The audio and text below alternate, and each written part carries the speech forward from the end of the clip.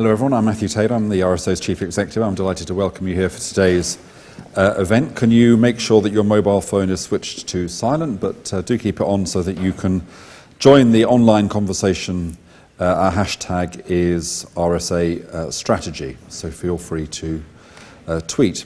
Now, housekeeping notice is over. It's my great pleasure to introduce today's distinguished guest speaker. Lawrence Freedman is Professor of War Studies and Vice Principal of King's College London, one of the world's leading authorities on war and international politics. Professor Freedman was appointed official historian of the Falklands Campaign in 1997 and was awarded the KCMG in 2003. In June 2009, he was appointed to serve as a member of the official inquiry into the Iraq War. He's written extensively on nuclear strategy and the Cold War, as well as commentating regularly on contemporary security issues. Now, the RSA is currently undertaking a strategic review. So this book is going to be a big homework for me, and I think offers some quite sobering thoughts about our strategic objectives. Lawrence is here to talk about this magisterial work, Strategy, a History. It's been widely praised. It was chosen as one of the FT's books of the year.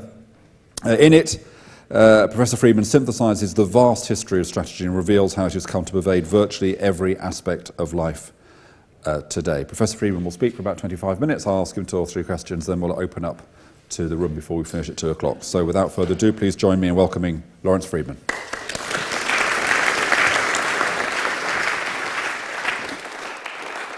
Thanks very much. It's a real pleasure to be here.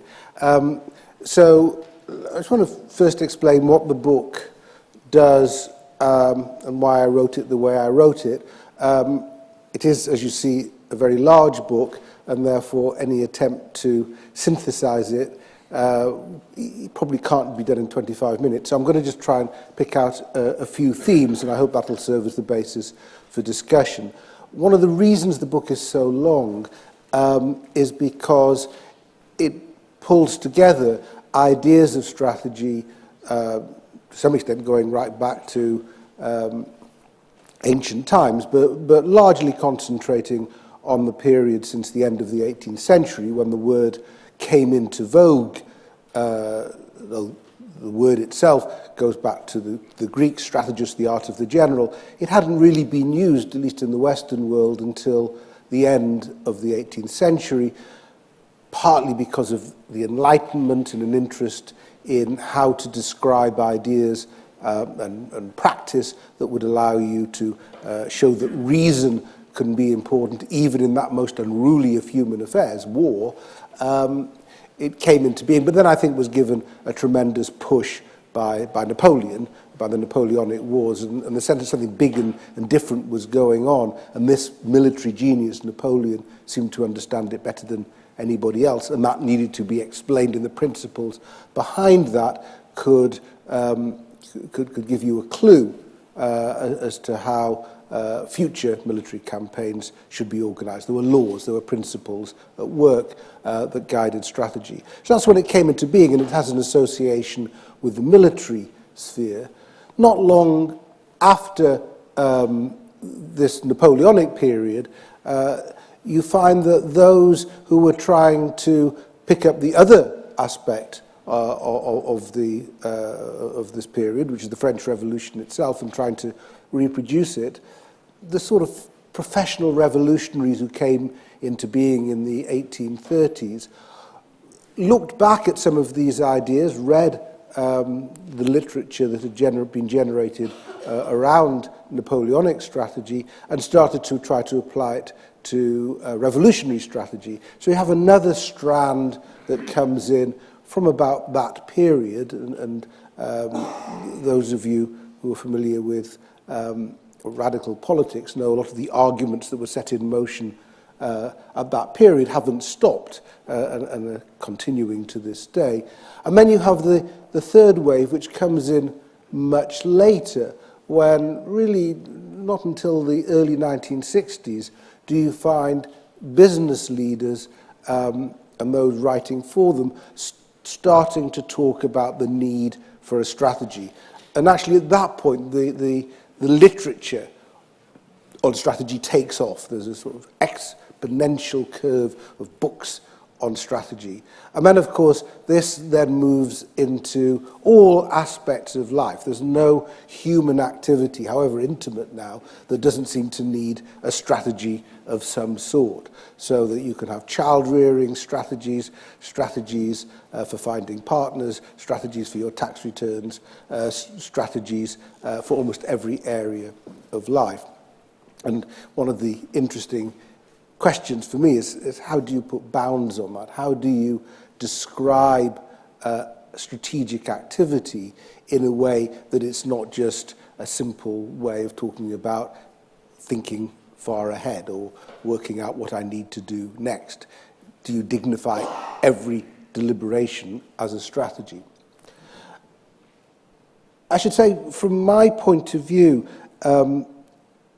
each of these aspects bring in some aspect of my life. As Matthew indicated, most of my working life has been spent on military issues. I started on nuclear strategy, which is in some ways the hardest strategic discussion of all. But before that, as an undergraduate, and even as a little bit as a graduate, I was very engaged in some of the radical political debates of the late 1960s, when these issues seemed terribly important. And being a pragmatic sort of chap, I worried continuously about how it could ever be that these wonderful ideas that my colleagues were espousing and went to the streets to demonstrate about could ever be turned into practice. So that was where a lot of my interest in this sort of radical and revolutionary strategy came from. And then, as happens in a life, I end up as part of senior management in a university and ending up with strategy in my title. So actually, as a matter of practice, I've had to try to work out how an organization develops a strategy. And in all of these different areas, skepticism about what strategy could do for you had crept in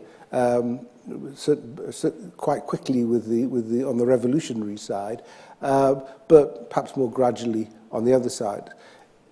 My book is not arguing that strategy is pointless, that it's a fruitless activity, but it is warning against some of the exaggerated claims that are made for what strategy can do for you.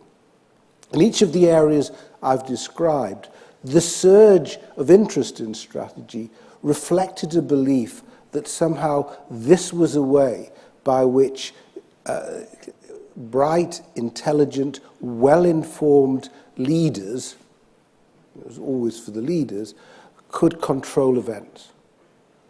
How they could face all sorts of challenges and adversity and come out on top because somehow these people understood what needed to be done, what could be done, better than others. I mentioned already the Napoleonic strategies. The first great interpreter of strategy, not Clausewitz, who came a little afterwards, but Jomini, the Swiss Jomini, who was with the French, never really, throughout a very long life, moved away from the view that if the certain principles were followed, then the clever general, the general of genius, could get to the decisive victory which would win the war. It was a theory of battle and decisive battles, but it was based on optimism that an enemy could be defeated, and once the enemy was defeated, then the enemy state, could be subjugated. Clausewitz, who was probably still the greatest theorist of war, was a little bit more skeptical. But still, he too was taken by this idea of the possibility of the decisive battle. And you can see this idea not withering during the 19th century, but getting more and more of a hold as particularly the Prussian general staff, who were, it has to be said, towards the end of the century, more and more successful, could not really think in any other terms but how they would win the war quickly, because they knew a long war would be to their disadvantage, win a war quickly by having a clever strategic plan. Yet by this time, by the end of the 19th century, all the reasons why we know it is difficult for a clever strategic plan always to succeed had become apparent. They'd become apparent even by the time of the fall of Napoleon. They'd become apparent in the Peninsular Campaign as militias appeared, which kept on interrupting the work of the French armies in Spain, and eventually worked with Wellington to have their defeat there. They were very evident in the Borodino campaign, about which Tolstoy wrote, not wholly accurately, but it's noteworthy that Tolstoy used Borodino as essentially to challenge the whole idea of the possibility of strategy. Clausewitz appears in War and Peace in a not wholly flattering light. And there's great skepticism about these German ideas of a science of strategy as to what they could achieve. And Borodino, again, leaving aside the accuracy of Tolstoy's account of 1812, demonstrated the problems that Napoleon faced. First, with not fighting when he'd wanted to fight, having to go right into Russia to meet the Russian army, defeating the Russian army, but not sufficiently for it to have to plead for mercy. The Russian army could fight another day. And then he goes to Moscow, the capital city, the symbol of the state, but he can't take.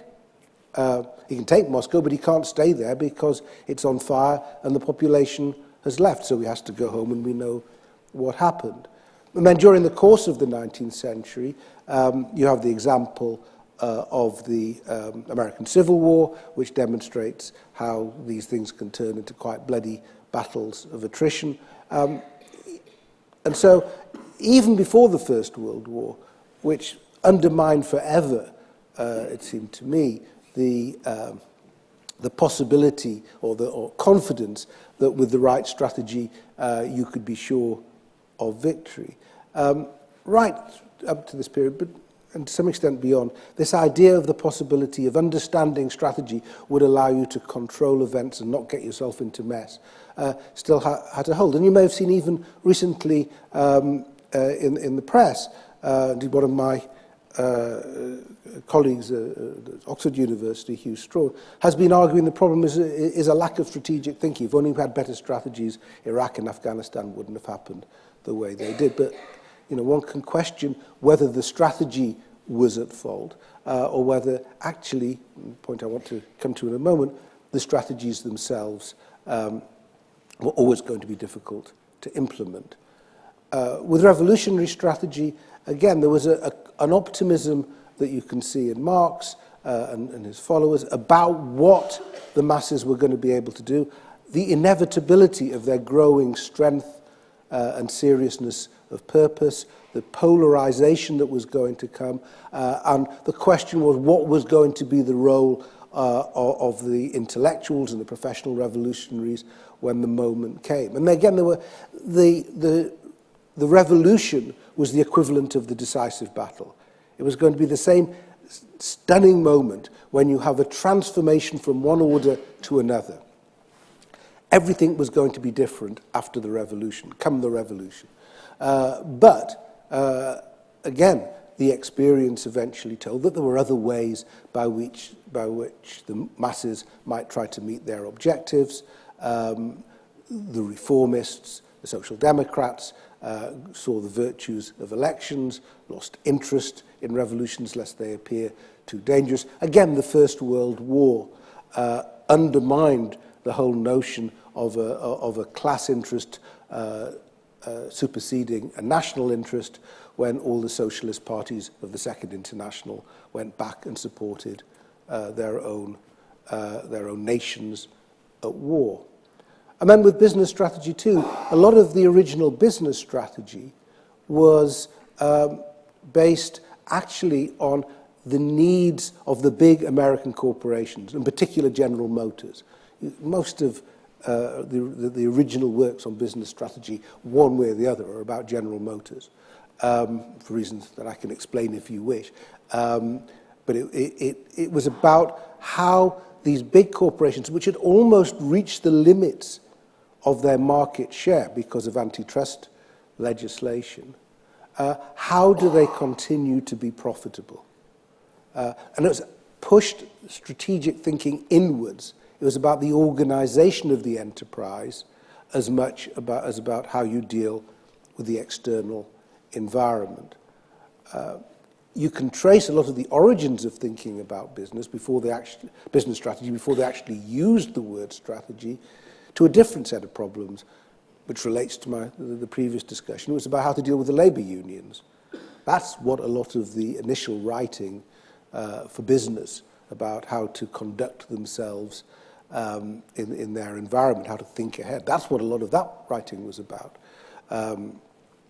Whether it's sort of Taylorism and time and motion studies, which started before the First World War, or the interwar discussions of the human relations school. It was really about how you deal with labor unrest. But by the 50s, that didn't seem to be the issue anymore. It was about how the corporation could grow. And it didn't really even deal with the issues of competition. It was only as American corporations started to be unnerved by the arrival of serious competition from Europe, from Germany, but most of all from Japan, that the literature began to change and turn and try to address this new set of problems. And that confidence about the ability to control events from the perspective of corporate America of the 1950s is gradually eroded. But what you have again is a series of authors coming forward with propositions about this is the way forward. And I think business strategy, more so than military strategy or political strategy, has suffered from what's often called the gurus, those who come up with some great, the big new idea that will revolutionize the way you do business and ensure growth and seeing off all your competitors. Peter Drucker, who was one of the first great business strategists, said to him, what about the gurus? He was sometimes described as the first guru, said they use the word guru because charlatans too long to fit on a headline. And I discovered there's a whole academic literature about fads and fashions in strategy, which goes through the speed with which these are taken up and eventually dropped. And asks the question, which is a good question, is why do serious executives who are not stupid fall for this each time? To which one answer is you rarely lose your job by following a fashion. And indeed, if you're seen to be bucking the trend, going against the trend, you can lose your job. So being part of a crowd in that sense can be helpful. So in all these areas, I try to demonstrate in the book that actually strategy never quite fulfills its original promise. And what I'm trying to do, I think, is to point out that maybe we need to think about what strategy can do for you. Ask that question in a slightly different way. The word strategy now, to be strategic, tends to mean to be long-term, to have a keen sense of objectives, to have a clear sense of how you get from where you are at the moment to where you really would like to be. And that sort of thinking can be very valuable. But in practice, it's also very difficult and flawed for a number of reasons. And there's a theme of the book is that a strategy is not synonymous with a plan. Plans can be very useful, especially in those things you can control. But when you're dealing with other human beings who are willful in their own way, who have their own needs, their own objectives, even if they're notionally on your side, even if they're your employees, but certainly if they're your competitors or your enemies, then it's going to be highly unlikely that a plan is a sequence of events that takes you from one point to another point in a very predictable process is going to be realized. Something is going to happen. And of course, the great Prussian strategist who believed in plans nonetheless said, von Moltke, no plan survives contact with the enemy. I start the book with my much more favorite quote from this, which comes from Mike Tyson: everybody's got a plan until they get punched in the mouth. It's the same basic theme.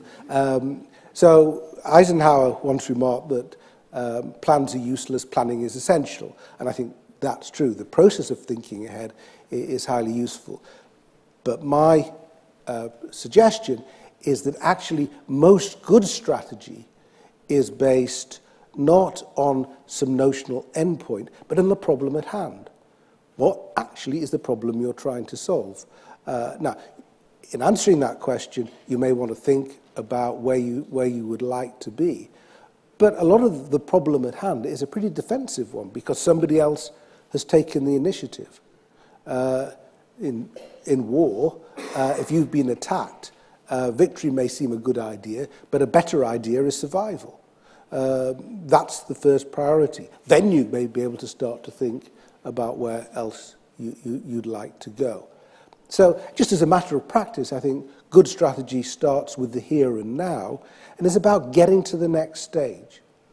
Is about getting to the point where you can think about a stage afterwards.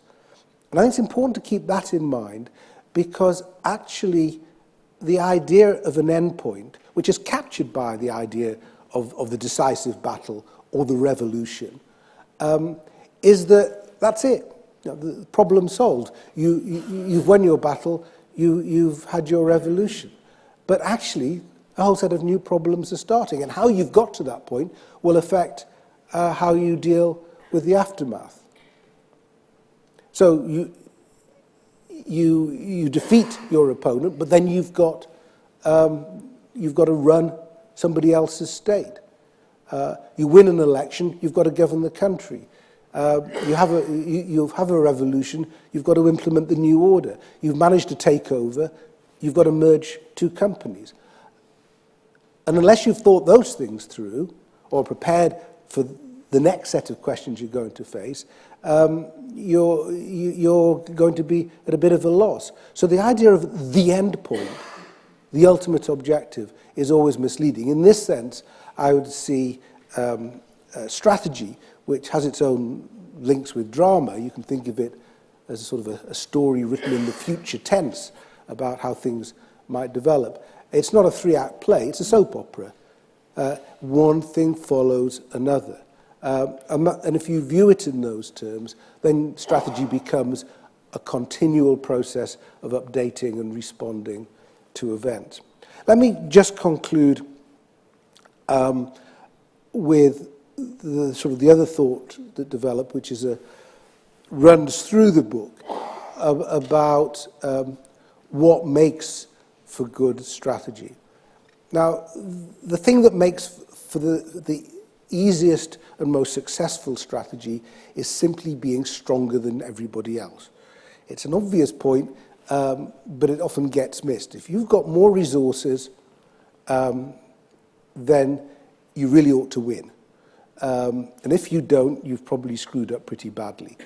So there's this great line from Ecclesiastes about the race doesn't always go to the most swift, or the fight doesn't always go to the most strong, but Damon Runyon had the important rider. They're the ones to bet on.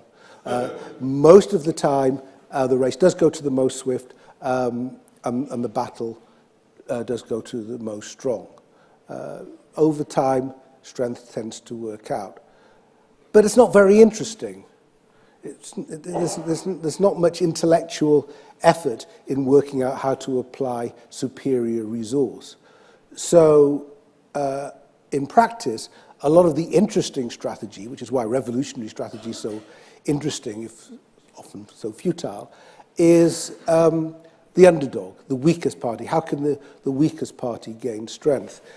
Which is why I think Sun Tzu is so beloved of contemporary strategists, this Chinese sage from 500 BC, who wrote on the art of war with great aphorisms. It's certainly worth reading. But it's basically about being cleverer than your opponent. If you can't outfight them, you can outwit them. Which is, who's not going to enjoy the idea that they're going to be cleverer than everybody else and prove this in some great contest or other. And it's fine until you meet somebody else who's also read Sun Tzu.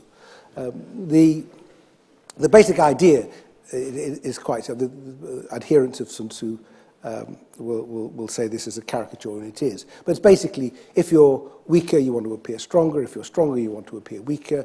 If you're going on the attack, you must make it look like you're going on the defensive. If you go on the defensive, make it look like you're going on the attack. You get the idea. Well, if everybody's got this same idea, you can never engage at all. Again, there's a role for deception and craftiness and keen intelligence and being smart in all of this.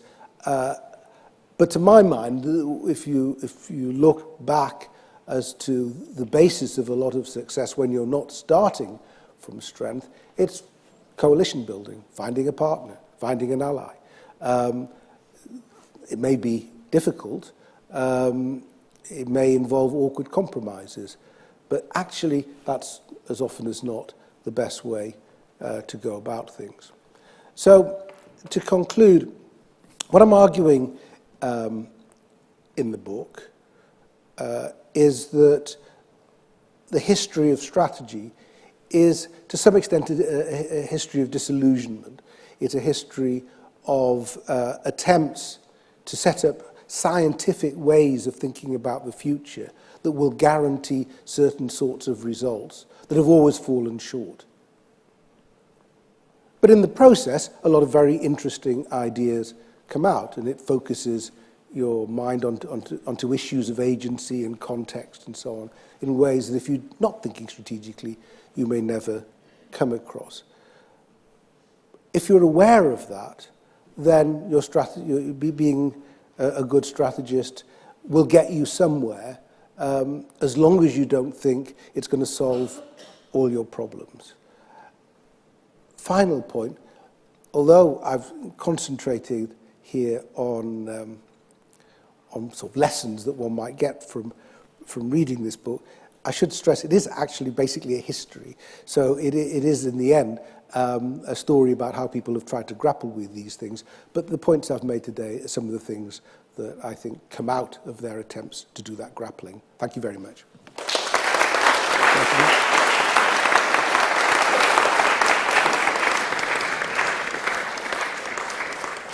Thank you, Lawrence. You talked about this issue, of course, but I just want to kind of pinpoint it slightly more. The relationship between the notion of strategy and the notion of uncertainty. That is strategy, sometimes we see strategy as a way of coping with uncertainty, as it were living with uncertainty, and sometimes we see it as a way of resolving uncertainty, removing uncertainty. It sounds to me as though you're a supporter of the former rather than the latter view. Absolutely. No, I think it's... I think we conceptualize this issue more clearly now than we did in the past, but I think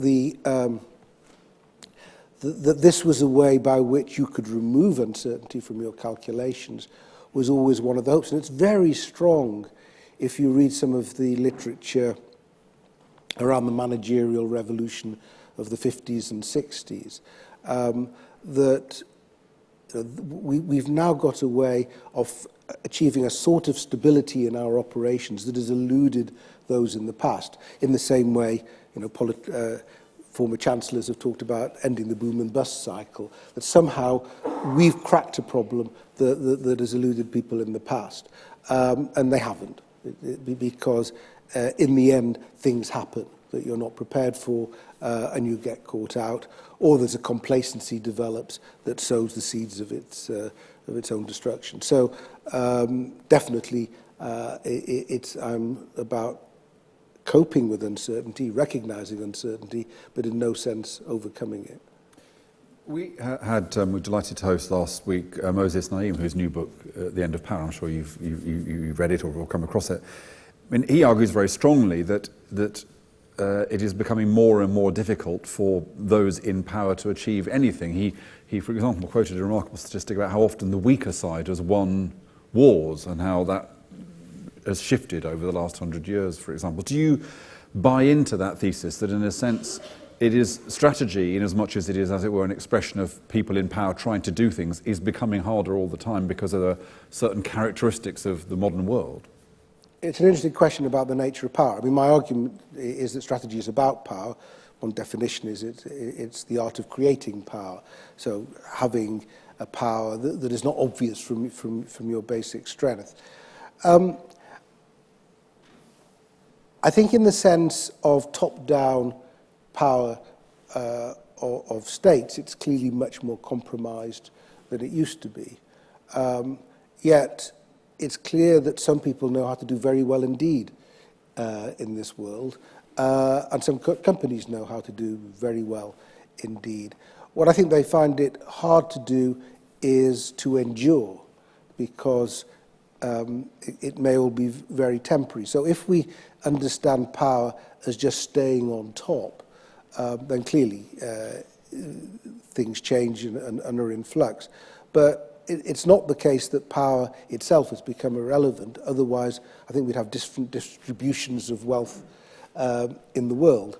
Power is still very relevant. If there's a big issue, you'll still look to Washington rather than, say, Lisbon. So it's not true to say that power is meaningless now, but it's much more constrained and has to be used more intelligently. The rise of strategy, this is the great historical sweep of your book. Do you think strategy is, in a sense, fundamentally linked to the legitimation of authority? So as divine authority retreats, those in power have to make some other claim about why it is they are in charge. And what replaces the idea they've been chosen by God is that they have a special set of tools, and we might call these tools strategy. Well, I think it's linked. It brings in Max Weber, who appears, perhaps to some people's surprise, quite prominently there, because his whole idea of how you replace authority, the religious authority, with something else, looked to bureaucracy and rationalization. And those processes appeared to be scientific, depend on routine and predictability, and so on. So that's one part of Weber. The other part of Weber was his definition of the state as having the monopoly of legitimate violence, so that strategy comes into play when that monopoly is challenged, either because of an external threat or because of an internal threat, because of a coup or an insurrection or a secessionist movement or labor unrest or whatever. So the ability to maintain control was key to demonstrating authority. On the other hand, without authority, it was very difficult to keep control. So the two are bound up together. But I think the importance of bureaucratization, which leads to the managerialism of the corporate sector, is very important in this story, because in some way it was seen to be a way of taking sort of the cut and thrust of politics out of it and making everything more based on science and expertise and so on, so that there was a rational way to do things. And if you followed that rational way, you'd get an answer. And in that sense, you didn't have to have strategy as being intensely political, which I personally think it tends always to be, if that makes sense. Yeah, absolutely. And then a final question before opening up to questions from the floor. We were chatting before we came in about a line that Martin Wolf quoted in an FT column yesterday. I wrote a blog about, and he points out that the economic cycle is underpinned by a behavioural cycle, which is that economic stability leads to the forms of behaviour which lead to instability. So when you have a long period of stability, regulators become complacent and entrepreneurs become more risk-taking, which then leads to instability. It feels to me as though your thesis does argue really for the importance of irony as a characteristic of human history, that it is at the point of victory that defeat looms, for example. Do you think we underestimate irony? No, I go, one of the reasons I was a failure as a left-wing radical is I had too great a sense of irony, which came home to me once when, this just shows how long ago this was, when a campaign was about to be waged for a student wage. This was going to be better than grants. And I kept on trying to point out, actually what they were talking about was a student salary, which was, and they had no intention of ever living the life of a wage earner. I think irony, if you're a historian, you're hit all the time by the irony of events. But I think it's a valuable corrective to those who come along with, and you can see them at airport bookshops, books that scream out success if only you follow these 20 rules. Do you think it's possible to have an ironic strategy, or to be an ironic strategist? I mean, I've met a lot of strategists, and it doesn't seem to me that irony is their strong point. Well, irony is never very good for the zealot. If you're trying to sell something, and unfortunately, a lot of business strategy has been about consultancies or very high-priced seminars that are essentially selling a product. I think irony is absolutely an essential ingredient. You've always got to be thinking, how can this go wrong? Sod's law, if you like, or Murphy's law if you're an American, is an important part. And Clausewitz, Clausewitz, who did have a sardonic sense of humour and a bit of irony, talked about it as friction. The things that just went wrong that you weren't anticipating. Irony is essential. If anyone out there runs a university and you're thinking of setting up a department of ironic strategy, I'm willing to, I'd quite like to apply for the chair. It'd be like the first chair in ironic strategy. Okay, so let's take a few questions. There's a hand back there. Thank you. Ben Harvey, Fellow of the RSA. That was fantastic. One question I have for you is the decline of inquiring thinking in education at the moment and the movement towards exact sciences for career purposes, and your interpretation of that in the impacts of strategy moving forwards in all areas. Actually, the last part of the book, which I don't normally talk about to non-academic audiences, is not so much about, well, it's partly the influence of exact sciences. It's about the attempt by what used to be my own field, political science, to become a proper science, which I sort of describe as, in failing to achieve science, lose sight of politics. The whole rational choice theory and so on reflects this belief that somehow, if you apply a particular method, you can achieve a degree of predictability that you can't achieve by more intuitive means, and that this can possibly be expressed mathematically. Now, I think that has done enormous damage to strategy.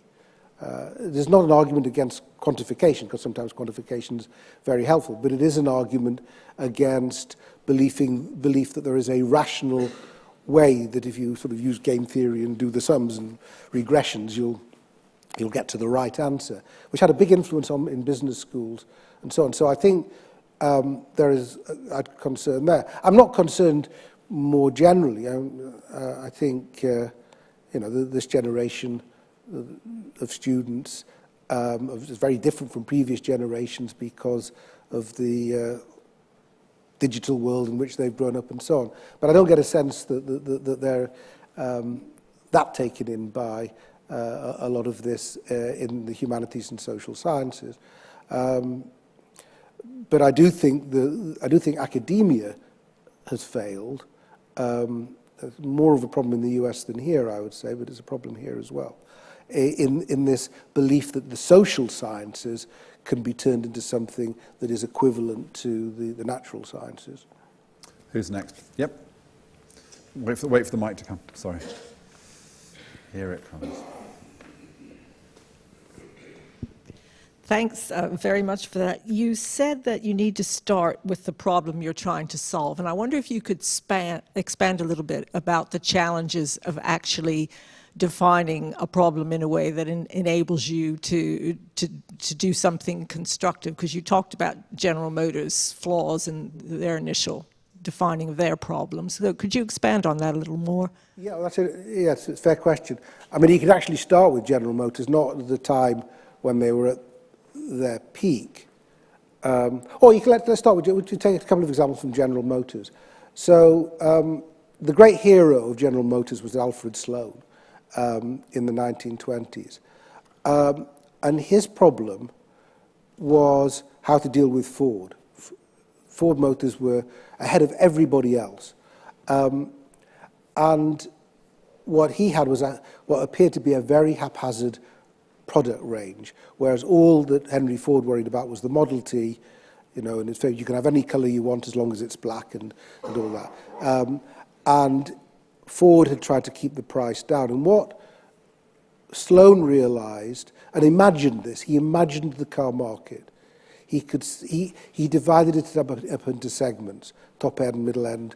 It wasn't done like that before.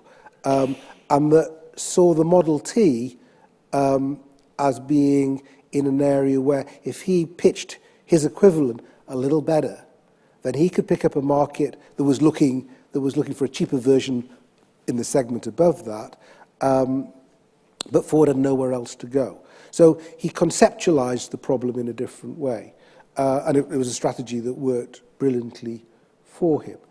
When you then get into the 60s and 70s and General Motors starts to flounder, they realized that the problem was Japanese competition. They thought it was Japanese methods, and they tried to introduce Japanese methods into American car making. But as this was American car makers rather than Japanese, actually they didn't work very well. And what they didn't do was look at issues of quality and reliability and design, which is one reason why the Japanese were getting ahead of them. And only very belatedly did they start to accept that that was the problem. And you can see the same issues with the motor industry in this country as well. That they use what levers they have to see off the competition, which are often just simply price, but not looking at what was really making the difference was quality and reliability. And just one other point on this. Someone had to write strategy papers for my own institution. A strategic problem in a university is, what do we do about the new fee structure? How's that going to affect us? Or the government introduces new rules for admissions. And these have big implications, and which departments are going to thrive, which may struggle a bit, and so on. The university strategy for 2030 is not one of these, because then what you're going to do is to produce a document that talks about vague objectives in bland terms, which can't offend any part of the university because they'll be upset, and you've got to realise it'll be read by your competitors or appear in The Guardian, so you can't say anything too drastic or bold, and so it has a half-life of about a day. That is not a strategy, though most documents with strategy in the title take that form rather than what are we going to do about student fees. But that you tend to keep to yourself because all your competitors are asking exactly the same question. Can I just delve into this point slightly more? I'm going to get this quote wrong, and you'll know what it exactly is. But was it Lincoln who said something like, if he had 6 hours to chop down a tree, he'd spend 5 hours sharpening the axe? So are you, in a sense, saying that because strategy is subject to uncertainty, and one should start from the here and now, that there is a bit of concrete advice here, which is to spend more time looking at the problem which is here and now, because that has less uncertainty about it, because it is actually here. It doesn't require you to, in quite the same way, to make predictions about the future. I think you do, yes. I think spend a lot of time on diagnosis, if you've got the time. I mean, if somebody's just attacked you, you don't have a lot of time for diagnosis.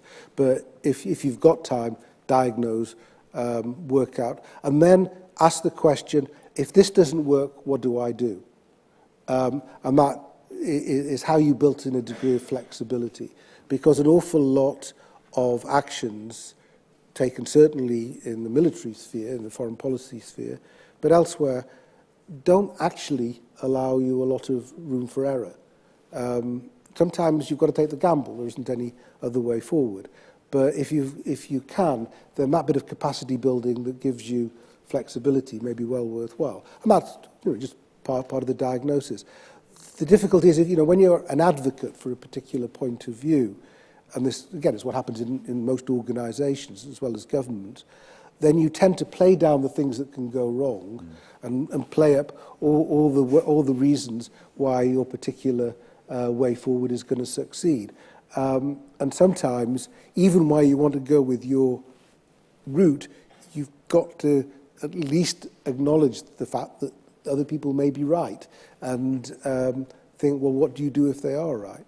And sometimes you don't have any, the choices are very limited, but if you do have choice and capacity, you should anticipate it.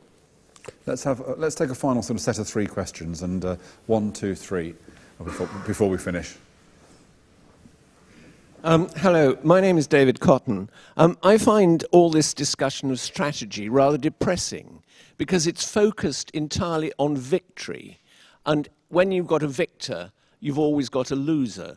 There doesn't seem to be any concept of justice or fairness in this.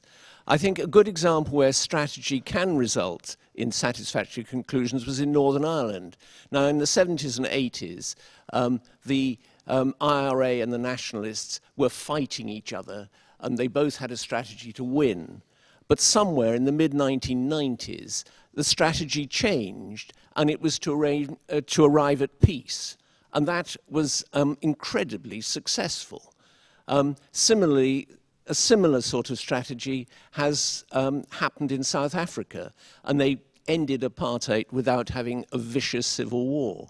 Now, what would be nice to see is if somebody could get the same sort of strategy going for Syria. Okay. Where was the second hand? Yep, at the back there. My name's Francis Wybird. Do you have a simple, elegant definition of what strategy is? Yep. I know the answer to that.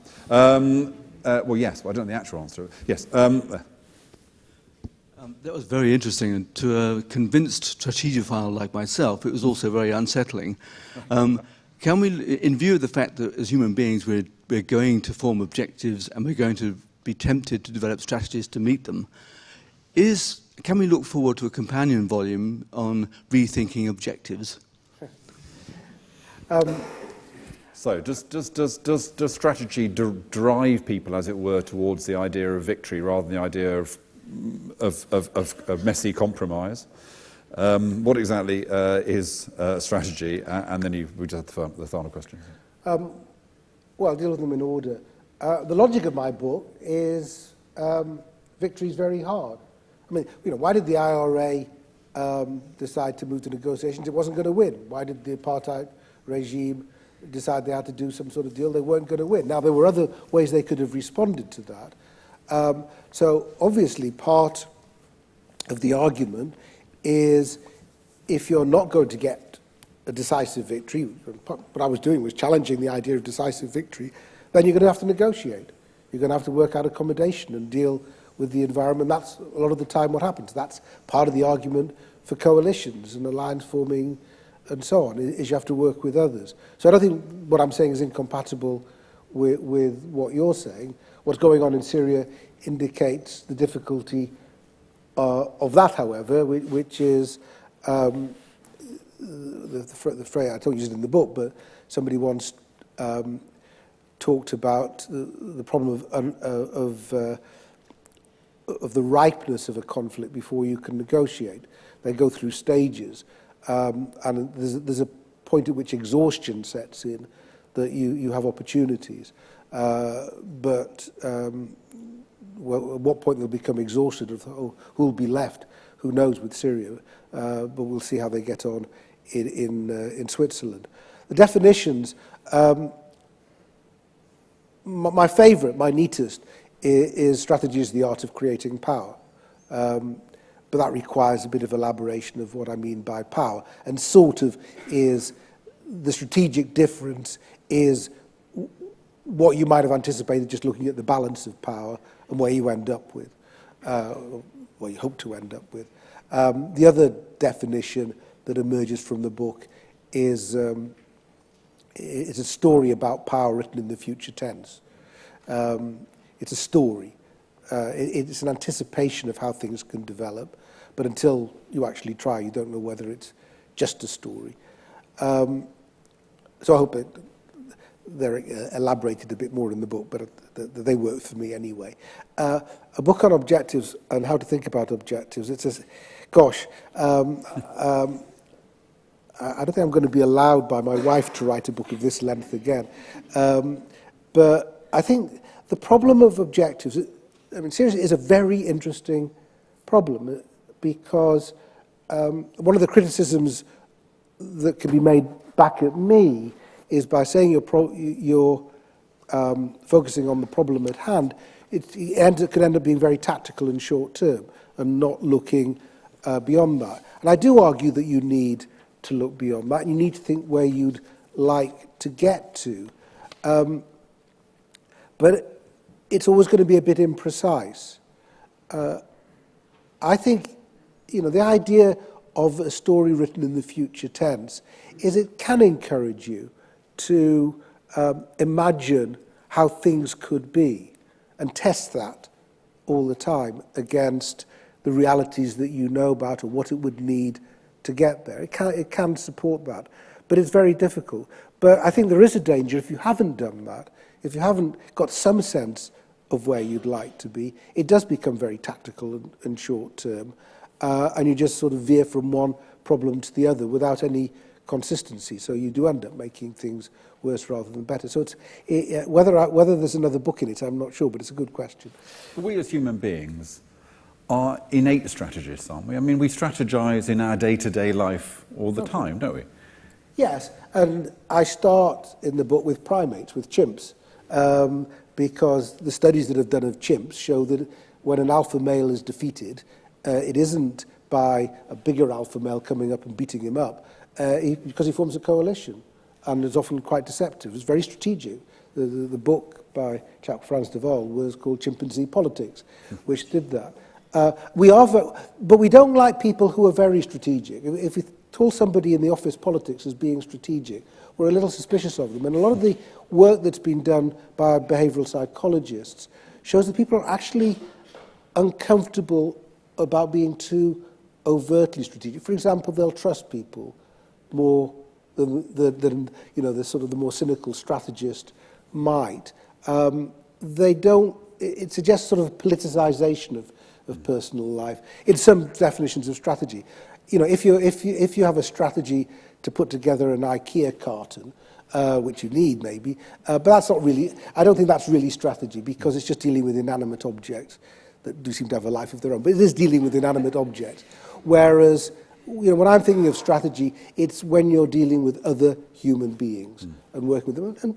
And I think being too strategic in personal relations can get you into trouble. And the idea that the personal is political does reflect, became very influential and did involve a rethinking of personal relations, particularly with feminism and so on. So it can, in that sense, it led to proper strategy. But most of the time, I think we're a bit wary of people who are overtly strategic in everything that they do.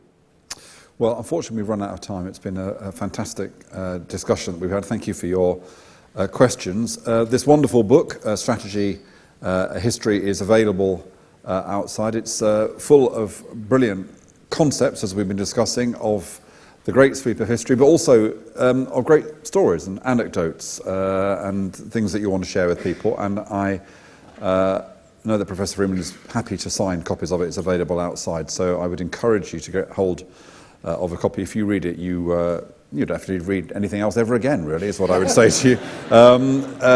So it just remains for me to ask you to join me in thanking our terrific speaker, Lawrence Freedman.